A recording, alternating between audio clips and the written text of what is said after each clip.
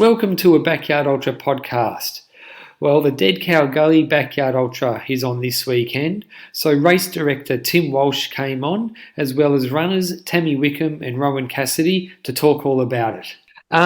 So Tim, I thought we'd just start off, just how's it all coming along? Is it ready to go? Just about, mate. Yeah, I feel more organised this year, so I basically took 2 weeks off my normal disability care business, and I've just been full time here at Dead Cow Gully. So, yeah, mate, it's looking really good. Course is great. Probably the most exciting thing is the gully. So I had a guy from up the road come in and do some earthworks, and he got his bobcat down there. So he's actually made a runnable trail, and I was so excited about it. And the first thing I want to do is video it, take pictures, but I thought, no, I'm going to hold back and let people sort of discover it for themselves. So it's actually, the gully's never looked better. So you can actually run it. I think a lot of people, it still makes sense to walk, but it's a proper visible trail throughout the gully. So there's no guesswork. Awesome. Nice. Because last time we talked, there was a bit of doubt, because it was so wet, you thought maybe the gully wouldn't be in play. Yeah, well, that was kind of the case 3 or 4 months ago, Pato, but we've had a really dry summer. So we missed most of the summer rain, and everything's kind of dried out. So I kind of realised probably about 6 weeks ago, I'm thinking, I reckon the gully's probably back in play. Mm. And, we normally get big floods in summer, but it never really came. And, I'm actually, I think it's 100% now, but I just don't want to say, I'm reluctant to say 100% because you just never know. But as they say, you never know what happens on race day. Yeah, exactly. I've taken a few people down there. Cole and Marie from Running with Rob, they've been here throughout the week, helping out, doing heaps of work. So really thankful for them. So I took them down there, and they think it's pretty cool. And anyone who's doing the Masters, they can sort of take note and watch the action unfold this weekend. So it's pretty exciting. Yeah. And Rowan and Tammy, you're both doing the Masters, aren't you? Yeah. Certainly am. Yeah. Cool. Very, very excited. Yeah, I am too. I'm excited to do the night loop as well because it's a little bit different. Yeah. Yeah, I've been thinking about that a lot, like bringing a couple of different pairs of shoes, one for the day loop, one for the night loop. It's going to be awesome. Yeah, absolutely. Very good. I saw also, Tim, that there's going to be electronic timing on the weekend too. Is that right? Yeah, mate. So we're using One Time, so they're very reasonable. The prices are really good. So the first year we did timing, Pato, for 88 runners, it cost us close to $6,000. So we got stung. And I was just like kicking myself thinking that's just a rookie error. And the second year, so last year, I thought no timing for us.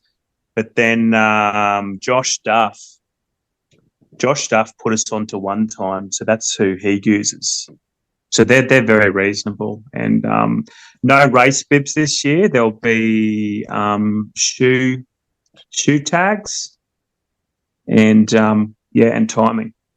Yeah. So I'll put up the link. I'll put up the link shortly for that, for the live results. Yeah, awesome. Yeah, so people at home will be able to follow along. Yeah, I'd love to do a live stream, but it's just a little bit tricky with the internet. Mm. But I've just been looking at the weather every day, Pato, and it looks like it's going to be a little bit warmer. So it looks like 32 degrees at this stage. Sunny 32. But on the Sunday, it drops to 26 maximum. So there's a big temperature difference there. Right. And it's getting a lot colder here too. So the mornings and nights are cold. I've got a jumper on now. So it's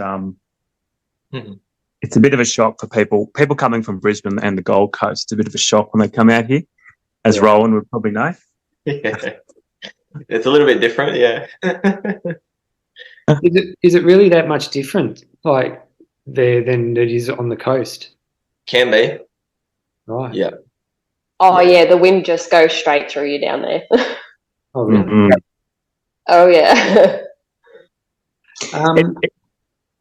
It doesn't seem like much, Pato, because if you look on the map, like we're only 2.5 hours from Brisbane, but yeah, it's quite a cold place in winter. Right. And it actually, I know Josh Stuff, like he came from Cairns and he had a blanket around him and he's like shivering. Yeah. So, yeah. Yeah, it's okay while you're running, but as soon as you stop, it just hits you straight away. Yeah, definitely. Yeah.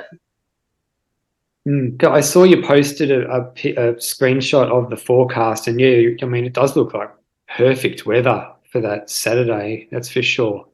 The Friday, Saturday, and Sunday, it looks really good. Yeah, and it's this weather forecasting. I mean, it keeps changing. I think it's only reliable, 3 or 4 days out. But I've been looking at the 10-day, 14 days out, and I was worried about some rain this week, but that hasn't really happened. And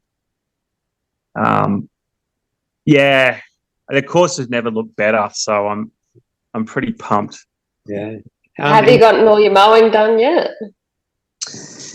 Yes, Tammy. Yes. I've been super organised this year, so we got it all done last week, and I'll do the final mow on Wednesday. And it's looking really good. Like the gully is what's going to make the event. It's epic, and I've bought some tiki torches. The solar lamp tiki torches. So I've got that's cool. I've got 45, 50 of them. So I'm gonna put them down the gully on the Saturday afternoon, and it'll look pretty tribal down there. So very excited. Yeah, that would be awesome. And it's a huge field. There's over 200 runners, isn't there? Yeah. Look, a few people have pulled out, obviously, with injuries and this and that. But at the moment, we're sitting at about 215, 216. Wow. Nice. Akana pulled out, unfortunately. She needed some time away with her partner. I think they had got a trip to Indonesia. So she's transferred to the Masters, which is good for you, Pato. Yeah. But and Rowan and Tammy. Yeah. Yeah, because I was going to say, I reckon that was so exciting that she was going to be running on the weekend. I couldn't wait to see how she goes. But yeah, now I know she's running at the Masters. That's, for us, it's even better. More time to train. Yeah. That's it. Sorry, Pat. You go, mate. Oh, yeah, I was going to say, Rowan, are you running at Dead Cow Gully this weekend? I don't think you are you? No. I had to pull out pretty early. I've got some prior commitments that I've got to go to, so I unfortunately am missing this weekend. Yeah. And I missed to see the course, but in 9 weeks' time, I'll get to see it again. So, yeah. It's only 9 weeks away, the Masters. Isn't it? It's 9 weeks. Wow. Yeah. I guess you're probably right, but it makes it sound so close. It does make it sound so close. Oh my goodness. Yeah. So how many first timers are at Dead Cow Gully this weekend, Tim? Do you know? Oh, mate, I'm not really sure. I haven't actually looked through the data. But I normally just find out on the day when they rock up, and I ask them, and then I usually take a shot at the end of registration. I take a shot of the ear tag fence, and then we can kind of see, who are the first timers and who are the veterans. I'm thinking, mate. It's probably roughly 50-50 at the moment. Yeah. And I was going to say, Rowan, you've got a bit of experience because you've run at the other two back Dead Cow Gullies, haven't you? Yeah, I've run both years. It's since it started, and the first year was it's a course. I would say like no other. Country Queensland, and to be honest, everyone who's out there is so supportive. Just anyone, you can talk to anyone. You might not see some people till 30 laps in.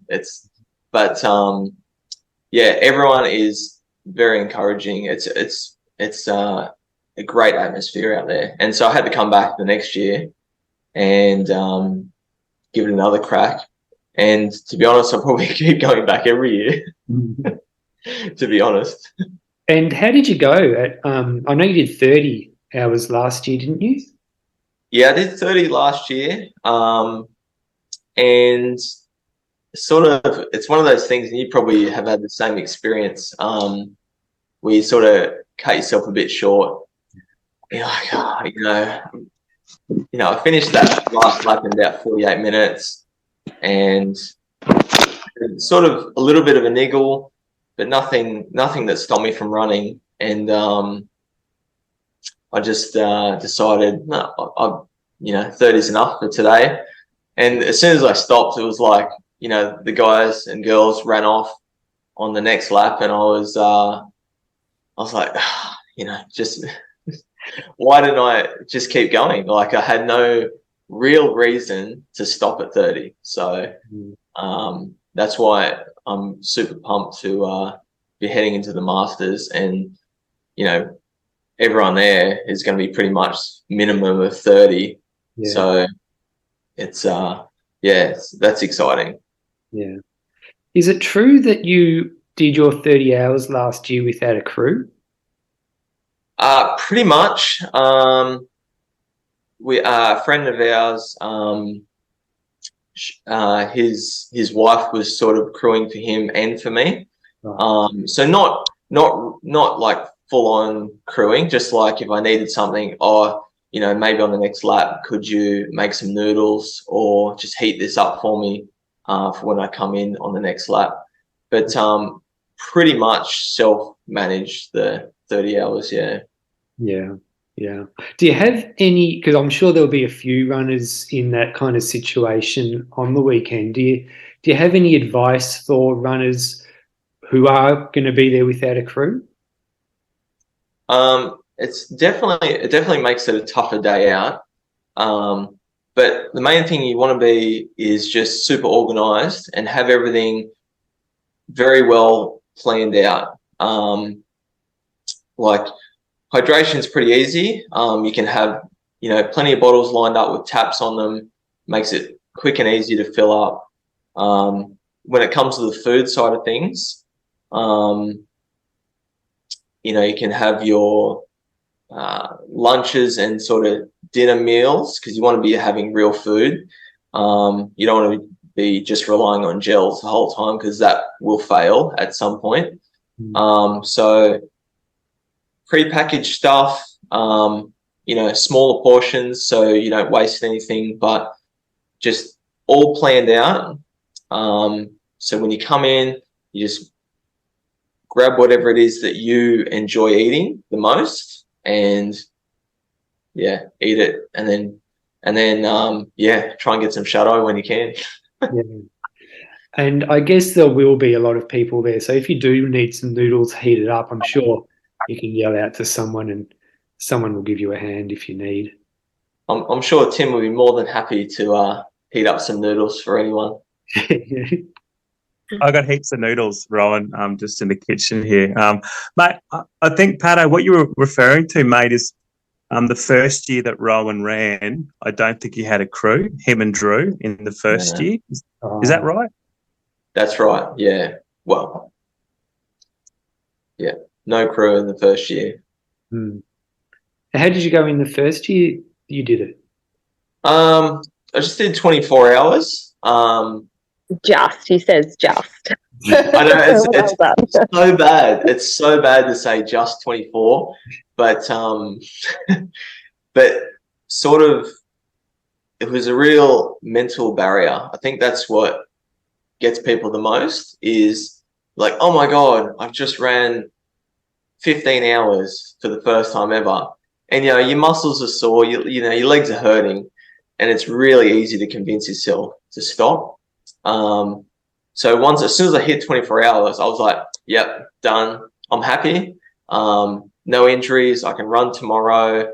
So there was no hesitation to to quit, and I was injury free, and that was what I was happy about the most. So I was the same too, Rowan, because I stopped at 24 hours as well, not at Dead Cow Gully, but I was the same. I was still coming in on time, well, with enough time.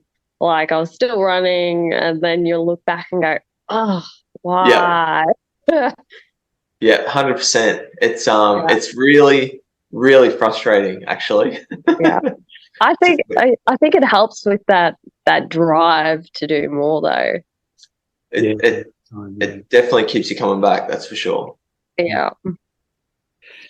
And Tammy, you were going to run, but you're injured now. Is that right? Yeah. My training was going awesome, and then I succumbed to a bit of a calf injury. So I've been out for 3 weeks, and I'm only just coming back now. So no dead cow for me, unfortunately. And was that just like one of those things that just flared up during a run once or something, did it? Yeah, literally did. I had no kind of warning signs or anything like that. Like, my running months were close to 400 Ks a month, so everything was looking really good. And then just one day it just went, nope, not doing it today. And then that was it for a while. So, yeah. Are you going to be crewing or watching on the weekend? I'll be watching, definitely, yeah. Ooh. Yeah. Yeah. So you're familiar with the course, though, because you've done the training run before, haven't you? Yeah, I've done the training run, plus I've done the Dead Cow Gully twice as well. Yeah. And I know you love your shoes. Like, how would you advise or how would you approach Dead Cow Gully as far as your shoes go? Oh, I'm happy to run in road shoes. I've pretty much done that for all of them, just because there isn't too much kind of technicality or anything like that. And road shoes, as you know, have just got that little bit more cushioning than trail shoes generally. So it's not technical, it's not crazy, you know, a bit of a dirt road, bit of grass, and you're good. Yeah. Are you the same, Rowan? Yeah. The first year I did run the 24 hours in trail shoes. And then I got a new pair of trail shoes for 2022, and I wore them for 50K, and then jumped in a set of road shoes for the rest of the time. So, road shoes is perfectly fine out there, and it basically comes down to whatever you feel most comfortable in. Yeah, absolutely. If you want to wear trail shoes, wear trail shoes. Like, it's not gonna be of a disadvantage to you. What's the night before the race? What's it like? Is it like party town with everyone camping there overnight, or is everyone tucked in their sleeping bag fast asleep? You talking to me, Pato? Yeah, you were Rowan. I haven't camped there before, so I don't know. Yeah. Well, actually, I have. Sorry, yeah. Right. So the day kind of starts really early. We open up the campgrounds at about 6 a.m. and already there's cars lining up then. So there was a guy who who drove from the Sunshine Coast. He had his family in the back of his car, so he left at about 2:30, 3 a.m. from the Sunshine Coast, and he was out waiting at 5 a.m. waiting for us to open at 6. And yeah, when I opened at 6, there would have been about 7 or 8 cars lined up. And then you open and there's all this action, people trying to get the best spots they can. They're racing around. And then registrations will open at 10 this year, so 10 till 4. That's when people all come in, and we're going to have... This is on the Friday, correct? This is the Friday, yeah. The day before the race. The day before, yeah. So lots of activity, and then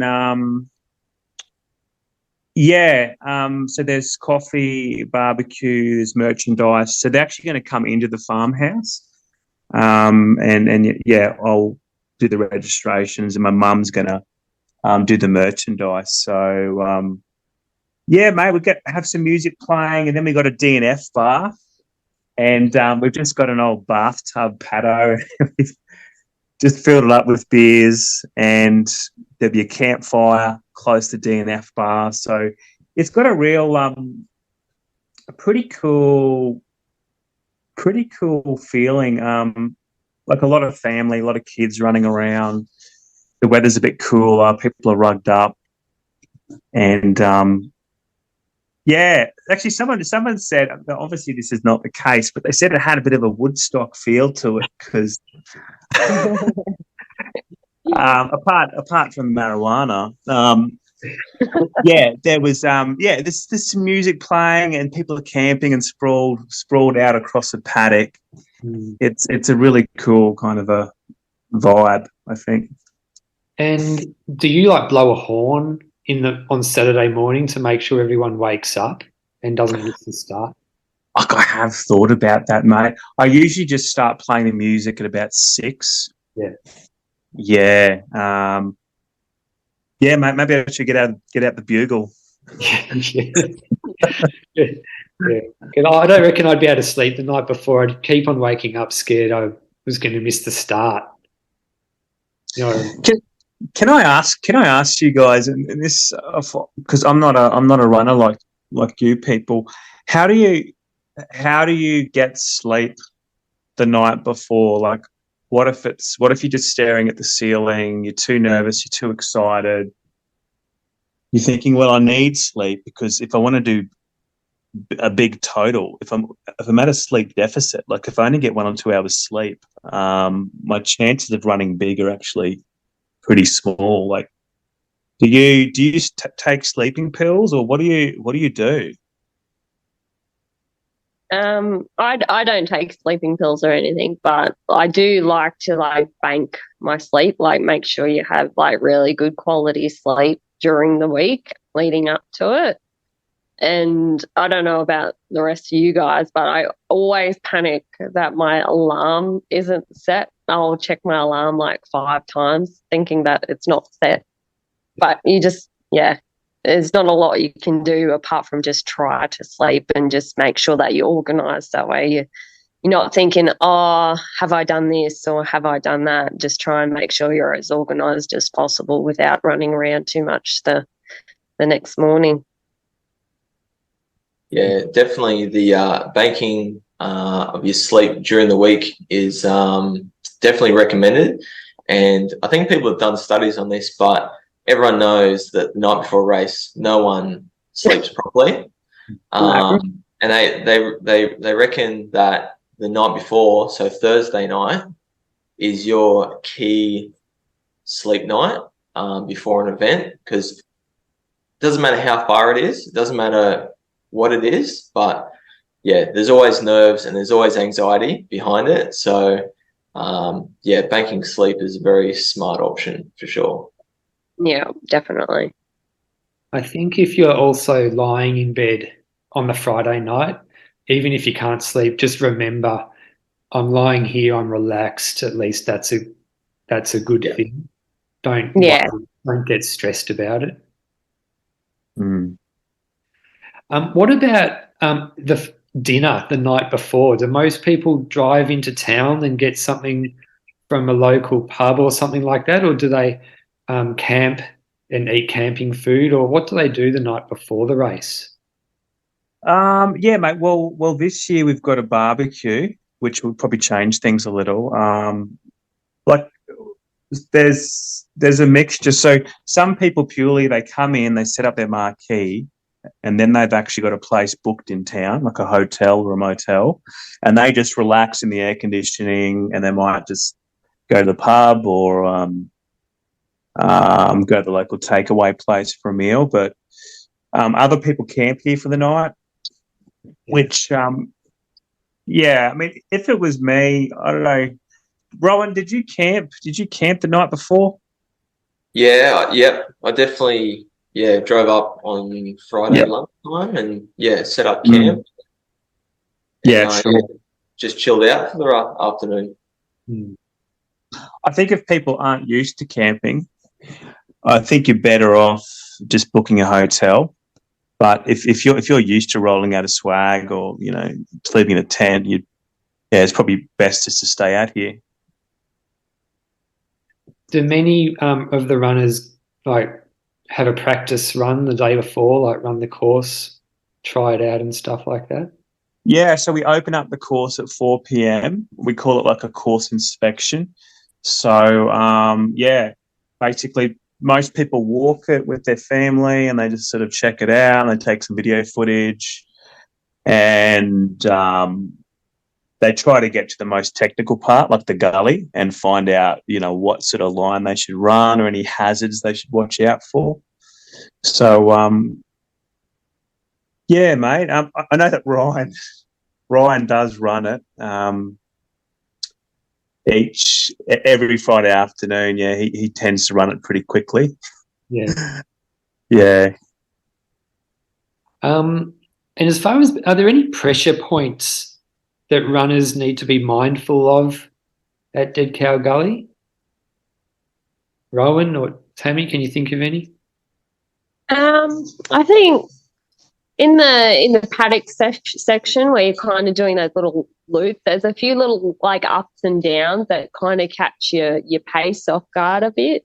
But apart from that, it's really, it's a fairly runnable kind of course, and it's broken down into sections as well. So it kind of, you break it down in your head as well. It's like, okay, now I'm doing the dirt road, now I'm doing the gully, now I'm doing this section. Then you got the single track, and it's all broken down kind of quite nicely. And there's really not a lot of technical stuff, but there is a couple little whoop-de-doos around which can just throw your pace off a little bit, but really it's no drama. Yeah. What do you think, Rowan? It's definitely got its more runnable sections, and the course itself, it sort of breaks itself up to run walk strategy quite well. There's lots of landmarks, and you get to a certain section, you're like, all right, I'm at 40 minutes. I walk this bit every time or whatever, and it's a really good course. Just to after about 3 or 4 laps, you've got your pretty much your scenario set, and you just stick to that for as long as you can, basically. Yeah. Do you use strategy, like do some faster laps or anything like that when you've done it in the past? Generally, I'm a 48 to 52 minute sort of runner for that distance. It's quite comfortable. But yeah, if I need to really get something done when I get back, then I'll push it down to maybe a sub 45 if I feel the need. But generally around 52 minutes is quite comfortable. Yeah. Yeah, I think especially if it gets cold at night time, like you said, maybe doing it a bit slower is a good idea because you're not stationary for as long and cooling down.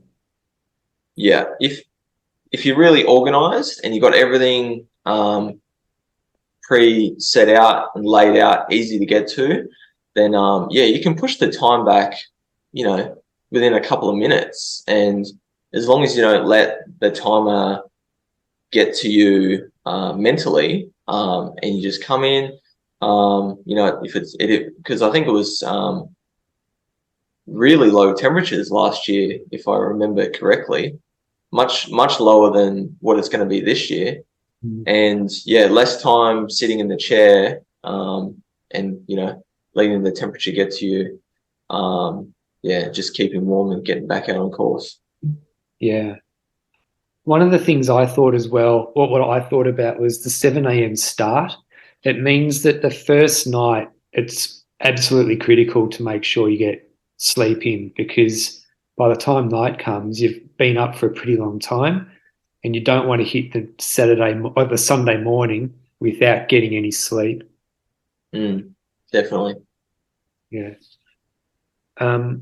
How do you guys go with your sleep, Tammy and Ron?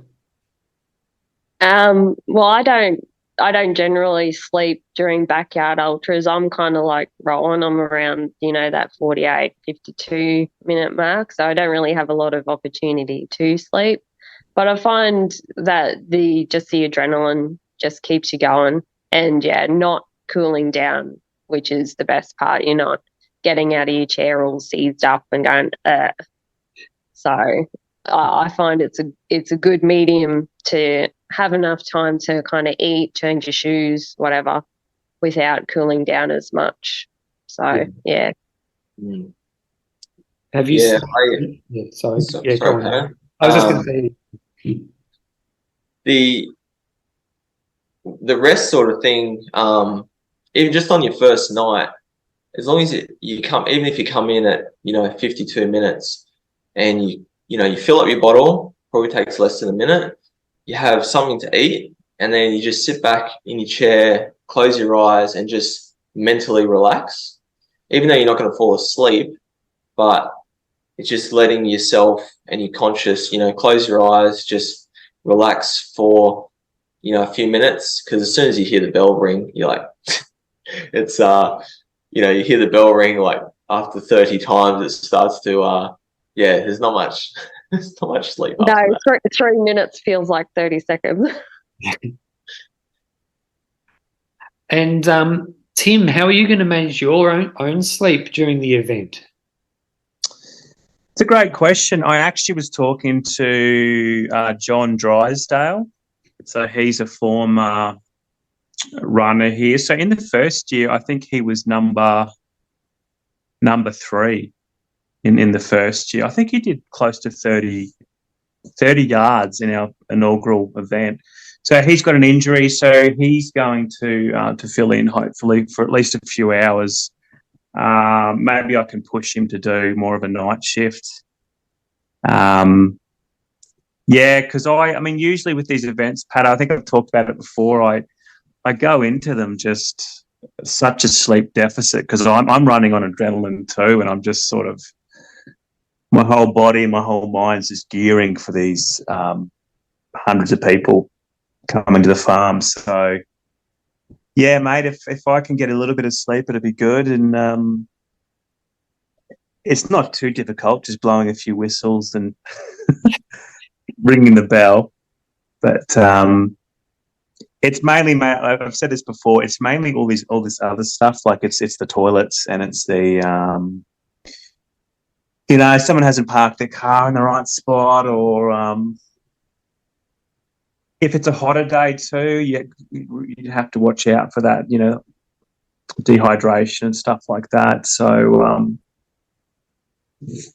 yeah, mate, I'm actually feeling very relaxed compared to last year. Like this time last year, I'm feeling super relaxed. So I just put that down. You're an old pro at it now. Well, third year, I sort of thought maybe I better get my act together, get a bit more organised. I love the side map that you put up. That was cool. Well, I'll just show you. Check this out. So this is permanent marker. So it's pretty accurate. But I'm going to have this map, and at the entrance. So, hopefully people can work it out for themselves instead of asking hundreds of questions. The videos you've been posting will come in handy. Yeah, definitely. I think so. Yeah. Yeah, I might do a little snippet of the gully tomorrow, but I just don't want to show people the whole thing. You don't want to spoil the surprise.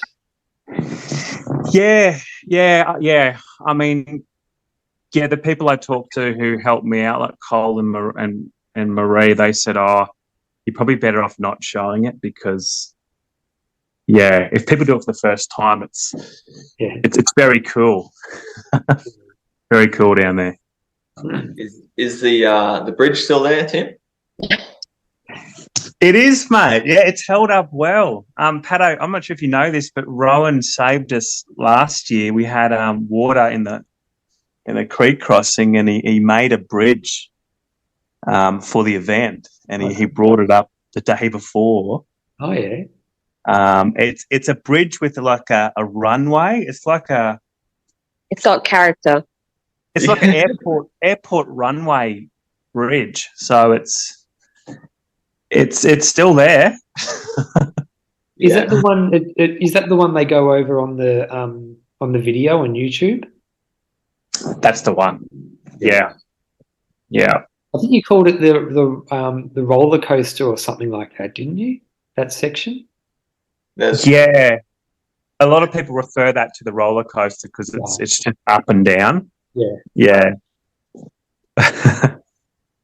Yeah, cool. The as far as the field goes, I mean, I think it's awesome that you post the field leading up to the event because it's really fun reading who's going to be doing it. It's an absolute cracker of a field. Who are your runners to watch? We'll start with you, Tammy. Definitely Nicole Jukes for female because she's just been doing amazing. And of course, Ryan Crawford, he's just absolutely brilliant as a backyard ultra runner. But then you've also got, as you know, there's always dark horses that spring up that, you haven't really heard about. And then all of a sudden they're smashing out, 20 or 30 laps. And that's just absolutely brilliant. It just seems to be like evolving every single year, which is amazing. And it's awesome. And I think it's just inspirational to watch, even just the people doing the shorter laps as well that are, achieving distances that they never thought they could achieve. Yeah. Those would be my top two. What about you, Rowan? I'm actually really excited to see what Nicole does in this event. And I know Charlotte's not going to go down without a bit of a fight. So I think it's going to be those two battling it out well and truly after 30 hours. And you can't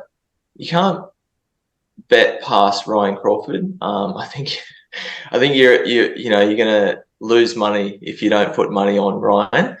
But to be honest, I mean, you got Barry Loveday, John Pearson, and someone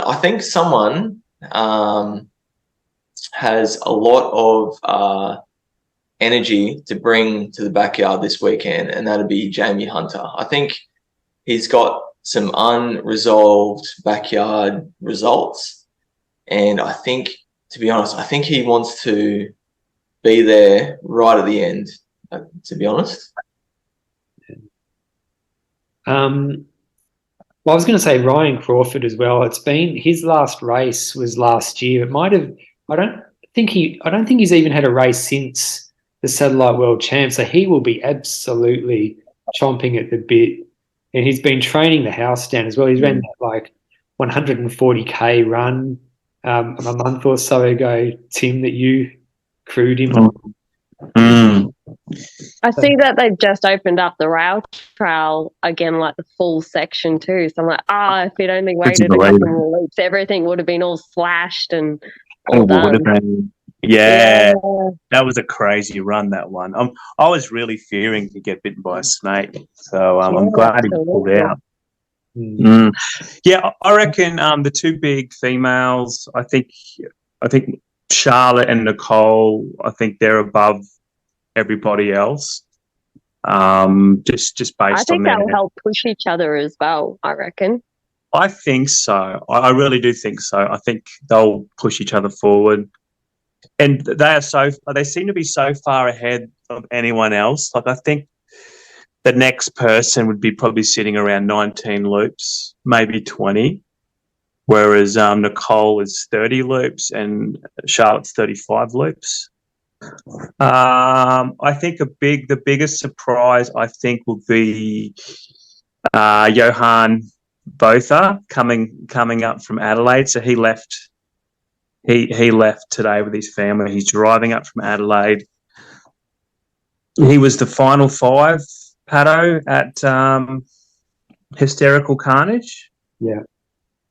And he just seems... Do you follow him at all, Pato? Like, do you? Yeah, I follow him on Strava, and it's a small world because when I did the 12-hour run in Adelaide where Holly Ranson was running, he was her pacer for every second lap. So I kind of met him there, but I didn't know who he was and he didn't know who I was, so we didn't really talk much. But I follow him on Strava and we've had a little bit of a talk online. He does it. He puts in a lot of mileage. What's his record for backyard ultras? Yeah. Well, he's fairly new to it. It's actually, I think it's Hysterical, where it was 30 and then the big storms came in and had to call off the event. Of course, yes, yeah. Oh, yeah, I remember. Yeah, it was 30, yeah. Yes, but apparently, I mean, Sean texted me, Sean Kaiser texted me and said, this guy has a lot more loops in him. Like, he looked pretty fresh. So, yeah, I think Johan, I mean, if you drive up from Adelaide, you got to be fairly serious, right? Like, you're not just going to do 10 loops. Yeah. I actually think he'll be one of these guys I think he's a 40 plus guy. Ryan, again, he's chomping at the bit. I hope he doesn't trash himself for Masters, Pato. I really hope. I don't know how high this is going to go, but Masters is fairly close. So I'm really excited to meet Harvey Lewis. He's one runner on the Masters list. I'm pretty keen to meet. Yeah, that'll be awesome. Me too, big time. And just to wrap that up, I think Jamie Hunter, and just consider this, Pato, like your first backyard ultra. So this is 2021 for Jamie Hunter. First backyard ultra, he's final 2 with Kevin Muller, and he gets 41 loops. That's unheard of, right? Yeah, it's pretty rare, pretty amazing. Yeah. I follow a bloke on Instagram and Strava actually called Sam Gardner, who's running it. It's his first backyard ultra too. He's fired up. He wants to do well. He's running about 160 Ks a week, and he won the 100K Dusk Till Dawn a few months ago as well. That's right. I think he's a runner to watch. He's really fired up. I was also going to say, you mentioned Ryan. You don't want to hope he doesn't start trashing himself before the Masters. He's doing down under 135 in a couple of weeks after Dead Cow Gully. I almost want to pay him. I want to pay him not to do it. I want to crowdfund him to sit it out. Yeah, but you can't. You can't do that with Ryan. He's an animal.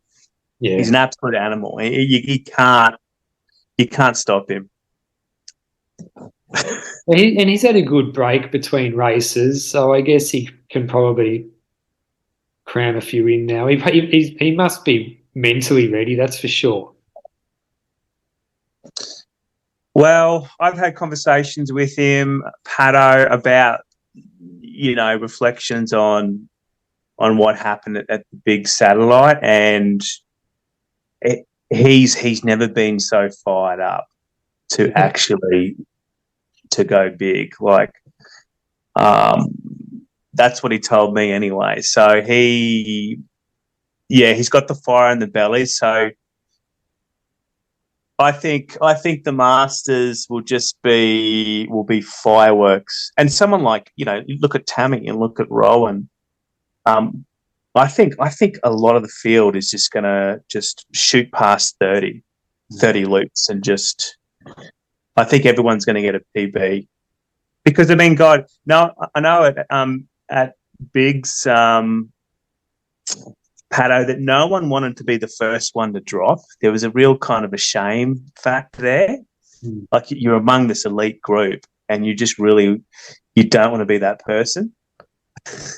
Yeah, there will be a similar thing at the Masters. Johan's running at the Masters too, isn't he? He was planning to, mate. I think he has a double booking or something. I'll have to double check with him, mate. Yeah. I thought he couldn't. That's why he's doing Dead Cow this weekend. Yeah. My next question was, what kind of numbers do you guys think we'll see? Any ideas, Rowan? I've thought a little bit about this. I'm not too sure if we'll go into the 70s, but I'm pretty sure we'll definitely see 50s. And probably like around 58, 60. But yeah, it'll be two people slogging it out from probably your 48 onwards. I reckon it'll be probably five at about 48 hours, and then from there onwards it'll probably drop down to 2, and it'll just be two people battling it out till the end. What do you think, Tammy? Yeah, I kind of have to agree with Rowan there. I reckon it'll be around that, that maybe that 55 to 65 or maybe early 60s kind of mark. Yeah. And there seems to be obviously that trend as to more and more people doing longer and longer hours. So I reckon we'll still have a few when we get into the 40s, and then drop down to the 2, and they'll probably slog it out for, maybe another 10 hours or something like that. Yeah, I think we'll definitely see the course record broken. Yeah, I agree. Which is 44, isn't that right? Yeah, I don't think that's going to be too difficult to break. Yeah. I reckon there'll be at least another 10 on that. The only issue I see, guys, is that I know last year everyone was sort of relying on Barry Loveday and Ryan to go big and get like a big record-breaking number, and even the rest of the field were kind of they were running their own race, but they were all thinking, the final 2 are going to be Barry and Ryan, and as the case turned out, Ryan had to pull out because of medical reasons. So I really think you need a plan B, you need a plan C, you need a plan D, and if you're in the final 10 or the final 5, you're thinking, there's no way I can beat Ryan Crawford, or there's no way I can beat Barry Loveday. I just think it's in your best interest just to hang around, because you just never know. Look at Josh Duff. Josh Duff finds himself as the assist for Barry Loveday. So I think there were a lot of lessons learnt last year. Yeah. If you can hang around, I'd definitely recommend it, because obviously like the crowds do drop off as people leave and everything like that. And the people out there still need encouragement. So definitely, yeah, if you can hang around, lend a hand, definitely do that.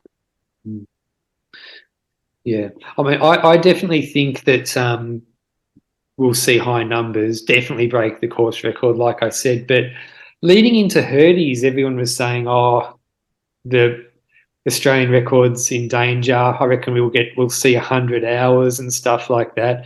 And they still did really well to do 58 hours, I think it was. But I think that Hurdies just proves how hard it actually is to hit the 60s and to even hit the 50s. It's pretty hard. Big time. Yeah. And I remember what I felt like when it was 24 hours. It's definitely hard. Yeah. No, well, there's definitely there's 5 or 6 people in the field that have done 40 plus, and I can pretty much guarantee that every one of those people want to break their own record, not let alone, and all these people know each other, and off the course, they're probably, most of them are probably mates, in the running community. So not only do they want to break their own record, but they want to obviously help each other out and help each other achieve goals as well. So there's definitely a course record going down for sure. You guys have probably seen that the WA runners, they're kind of starting a trend where they wear tutus when they do that 22.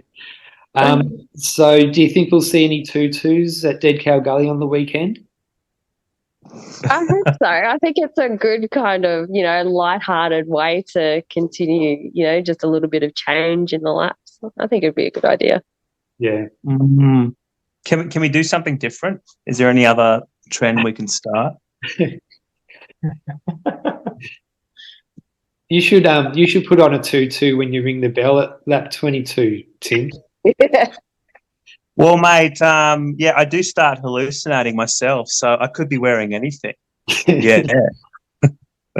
Maybe a cowboy hat to top it off, Tim. Well, that's right. That's right. I have thought about coming out in my pajamas or my dressing gown, and ringing the bell at night.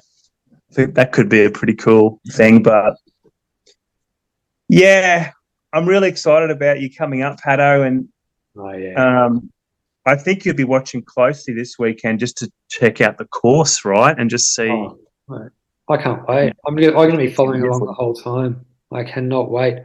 And on the tutus thing, I'm going to wear a tutu on lap 22 at the Masters. Nice. We should do it. Yeah, I've got a yellow tutu. I can bring that one. Yeah. And all those WA guys who are coming over for it as well, they'll all wear it. So there'll be a lot of tutus at the Masters, and maybe even a few on the weekend. If anyone wants a tutu, you're welcome to borrow it. I did put out, you would have seen on Instagram, anyone who had any questions, and I got some questions, but I got a really good one that I'll read out first from a guy in Canada, actually.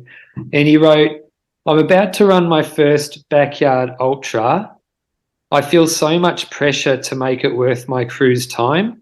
How do you make sure your cruise experience is as best as possible pre, during, and post race?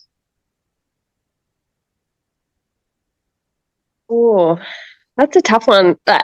I've been crew before, and obviously I've run before, and being a crew member is almost as much fun as being the participant itself. I think as long as make sure you've got clear expectations, let them know exactly what you're expecting, and making sure that you're organised for them so that way they're not scrambling around, trying to find your things and stuff. That would be the main things. Just clear communication, organisation, and, bit of music, sparkly lights, get the atmosphere happening, and everyone will have a great time. Yeah. What do you think, Rowan? Well, I've never had crew, really, but I have crewed 4 people, and yeah, it's you got to be way more organised than what the runner is, and just from my lack of experience in that being organised, really shined through when I was crewing, but.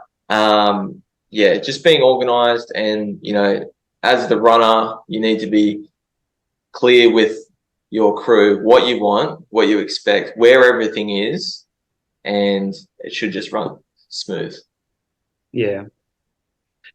And I'm also thinking if he's got crew who have told you that you want it, that they want to do it, believe them and just rest assured that they're going to enjoy it. Don't worry about it. If they've told you they're going to do it, then they're probably going to enjoy it. Otherwise, they wouldn't have said yes.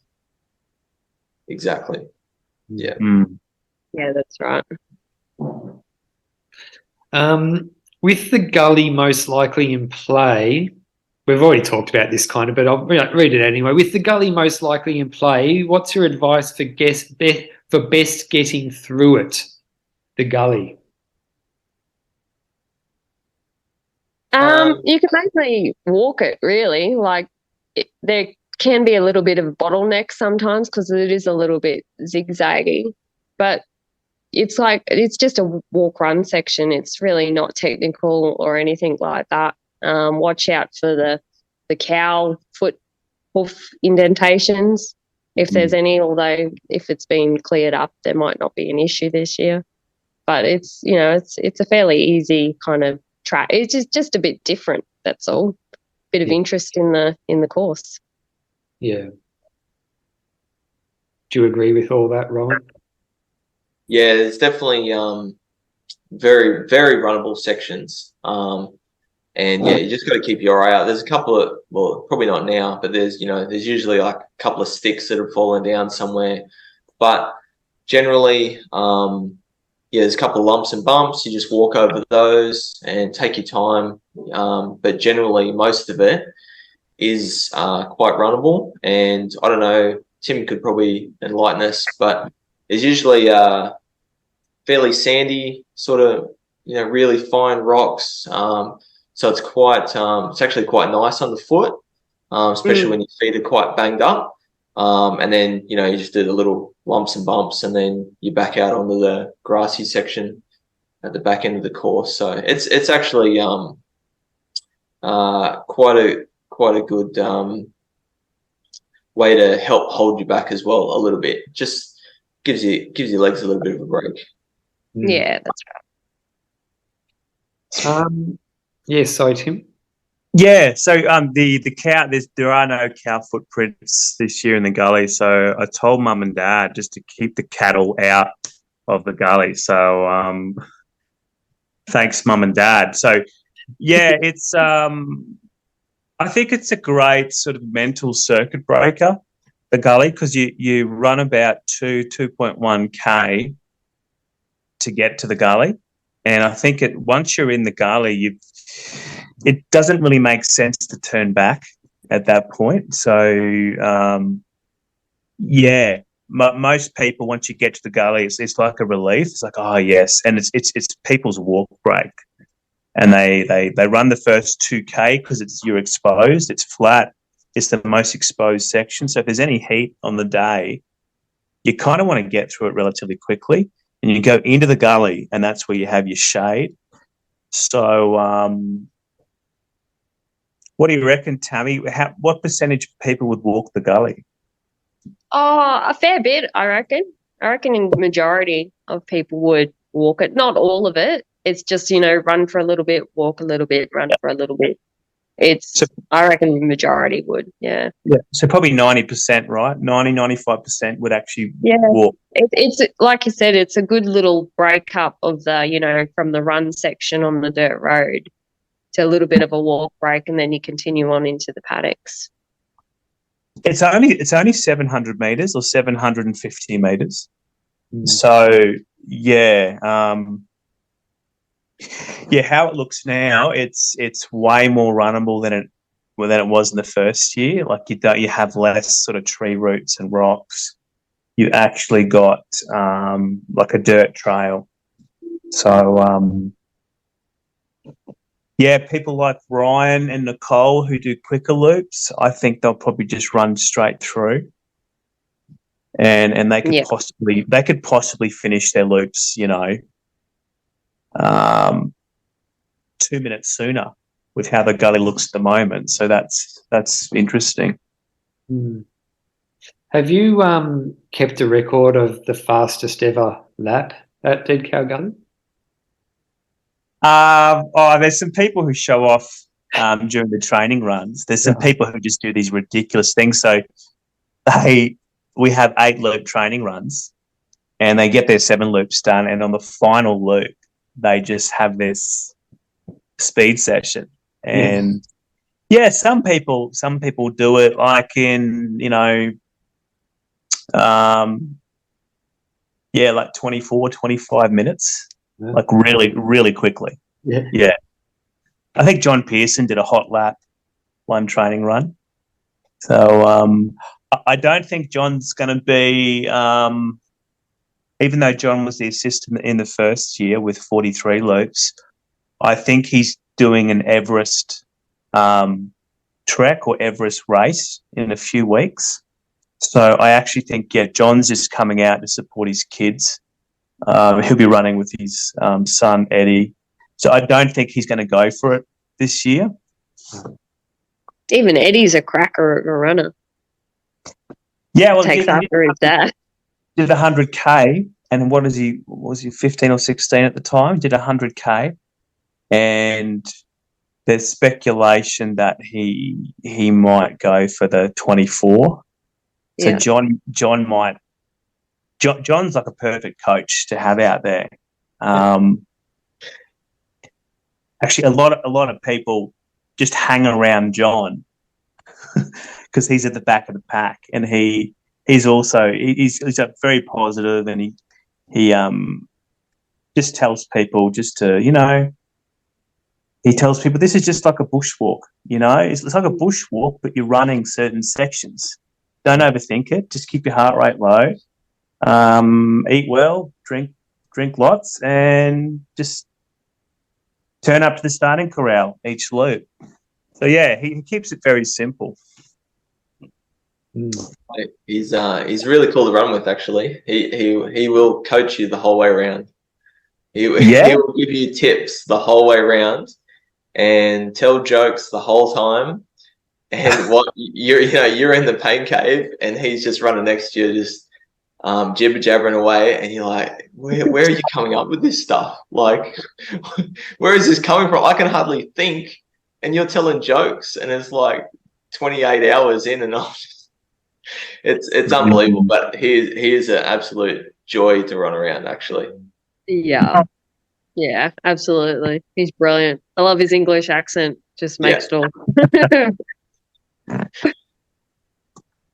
Is there still a new doco being filmed at this one as well, Tim? I can't afford it, Pato. I'm making a doco for the Masters. That's the big one in the pipeline. Yeah, so that's all. It's already paid for. Oh, cool. So, would you like to be interviewed for the doco, Pato? Oh. On the spot. I would say yes, and I guess they wouldn't include it if I wasn't any. They could just edit me out if I'm no good. So I'd say yes. He was speechless. Yeah, I mean that would be huge because that last one is so good. Yeah, it is really good, and like Dan's a really good filmmaker, the guy who does it for us, but I think he really captures the vibe of the whole thing. It's sort of Yeah, I deliberately like just try to make it really low key, and like even the signage, I try to make the signage as dodgy and as just amateur as possible. So there's no professional signage. It's often like there's a pile of sticks and like this homemade sign which is pointing in a direction, and people seem to like it. It's not. It doesn't have that professional race feel. It's country like, rustic. It's rustic. It's rustic, and it just looks like a kid's done it. Like it's a homemade job. So I think people like it, and I've actually done that with all the signage now. Even like you can see that registration sign I've got up there. Oh yeah, cool. I've just had kids. I've had kids making signs all week. Yeah. And people seem to like it. Yeah, it's awesome. I got another question. I don't really know what it means, but it's directed to Rowan. Ask Rowan how the nickname Tune Dog came about and if it was self-proclaimed. Oh Lord, why would someone have to bring this up? It's just a high school nickname that evolved from many different nicknames that I had. I must have had like 20 nicknames in high school.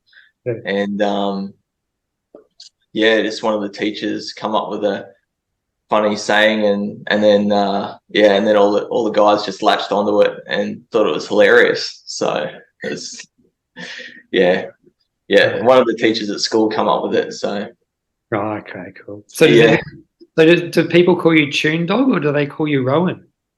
Nah, just the boys in high school. Oh, okay, fair enough. Yeah. Well, we know who sent in that question then, don't we? Yeah. One of the old mates. Yeah. Good on them. Yeah. So what's the best way for us at home to follow along, Tim? You mentioned you're going to post a link for us to follow the lap times and stuff, but are there anything else we should keep our eye on, like the Facebook page and stuff like that? So the Instagrams, the Dead Cow Gully, and Facebook. I'd probably say Facebook's the best one because I can put longer videos on there. I'm pretty active on social media during the day, like it's regular updates, photos. But yeah, you have the live timing from one time. But I'll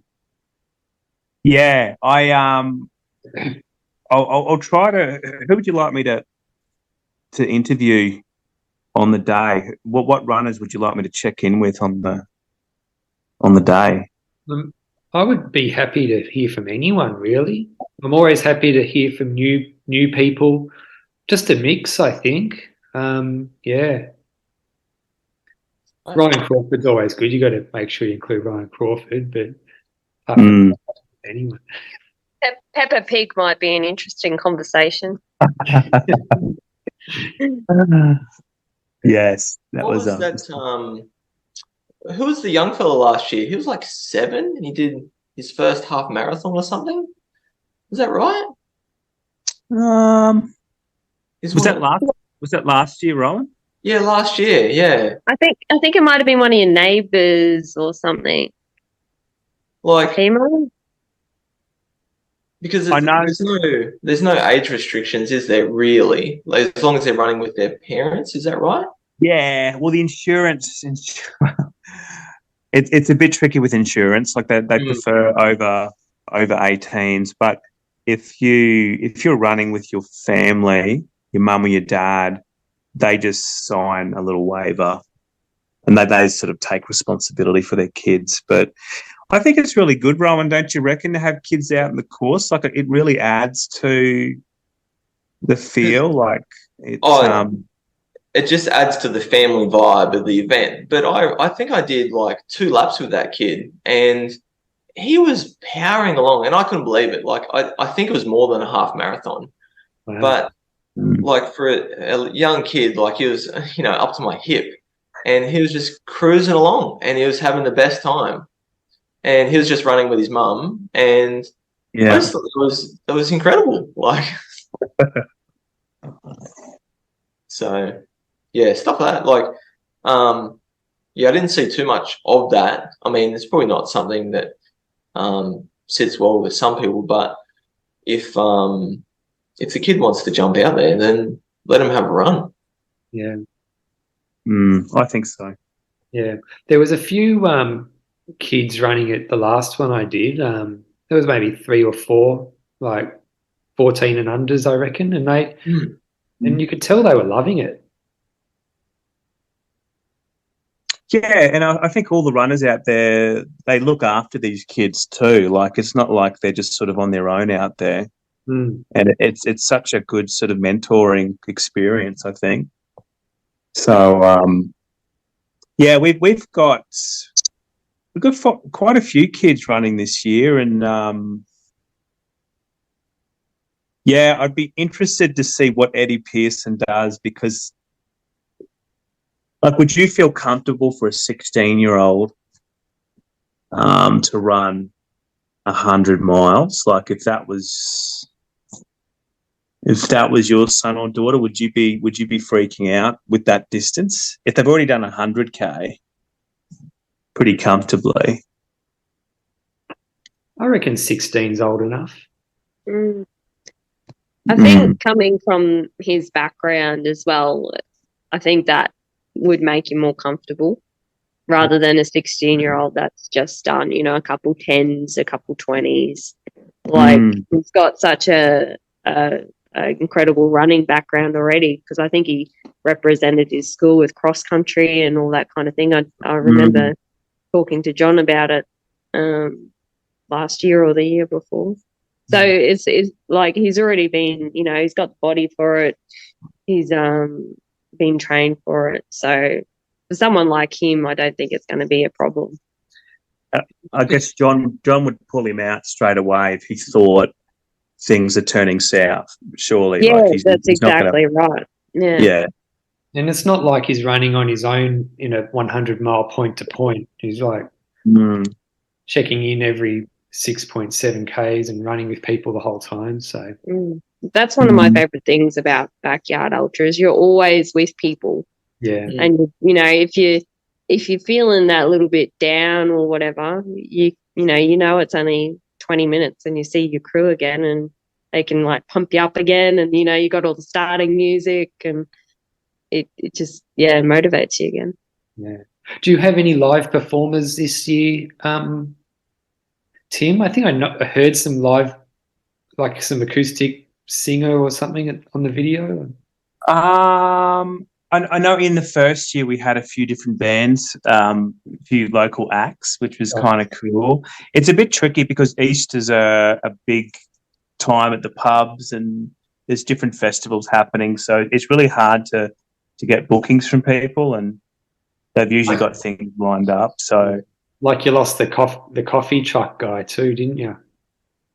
Yeah, this food truck guy, man. I mean, it was very frustrating, Pat. Like, he calls me up out of the blue and wants to come out. I'm like, yeah, sure, that sounds great. And then I had real trouble contacting him, and didn't call back. And I eventually got hold of him, and he said, "Oh, yeah, I'm going somewhere else that weekend." So,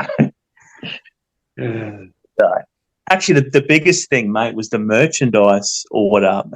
They've stuffed up like the hoodies. The hoodies, they've stuffed up the logo. There must have been something wrong with the colours in the print. And I opened up the box. I could see straight away, God, these are faulty logos. So, yeah, I'm hoping the the reprints actually get here on time. So that's been a bit of a stressful experience. Yeah. And Rowan and Tammy, do you have any races lined up between now and the Masters, or how are you guys going to approach the lead into the Masters? Who's going first? Go, Tammy. Well, I'm just getting back into my training now, so I'm just going to start banking the Ks. I'm going to do Walk for Warriors in Gladstone in a few weeks. So I'll probably do like 12 hours there as like a good, like solid training run leading up into Masters and just bank the Ks and bank the time on the feet and make the Masters a good one. Yeah. Yeah, I just come off a 50K race last weekend. So I got one little niggle that I'm working on at the moment, but pretty much from now till Masters is my main focus. So yeah, just a build till then, basically. Yeah. Did you do Noosa or Yandina? Rowan? Yandina. Oh no. Yeah, a bit hillier. Yeah. I just wish they weren't on the same weekend. Yeah, and the same day. Yeah. It's crazy, but I mean, they probably only can fit in what they can fit in. So yeah, it's true. It's just people have to pick one or the other. yeah, unfortunately. Yeah. Yeah, I was actually up in Noosa a couple of weeks ago for a week. I couldn't believe how hot and humid it was. Oh yeah, yeah. I loved it. Like It's, it was so hot and humid, and like when I went for a run, like I was squeezing my singlet, and there was a sweat like drip pouring out of it. yeah, a bit different to Geelong. Yeah. Yeah. All right. Well, hey, well, I guess we've covered a lot. This has been a really good chat. So I'm really looking forward to the weekend and seeing what happens. Who knows? They might even still be going this time next week. Yeah. Oh, And you're running, are you, Pato? At Dead Cow Gully. Yeah. No, I'm going to be at the Masters. I've got the Coburg 24. Yeah, I've got Coburg 24 coming up on the 15th of this month. So that's that's just in under 2 weeks. I'm just starting to taper for that. Yeah. Yeah, I can't wait. And then I'm up there for the Masters in June. Oh, awesome. Oh, good luck. Yeah, well, thanks. And I'm looking forward to seeing you all at the Masters. Yeah, absolutely. It'll be here before we know it. Yeah. absolutely. Yeah, look forward to it. Yeah. It's going to be the best. All right, all the best, guys. Thanks for coming on. And Thank you. Yeah, Thank you. we'll keep in touch. Soon. No worries. Bye. See ya. If you've enjoyed this podcast, it would be awesome if you could share, comment, like, subscribe, all of that. If you've got any feedback, shoot me a message. Hope you have a great day. See ya.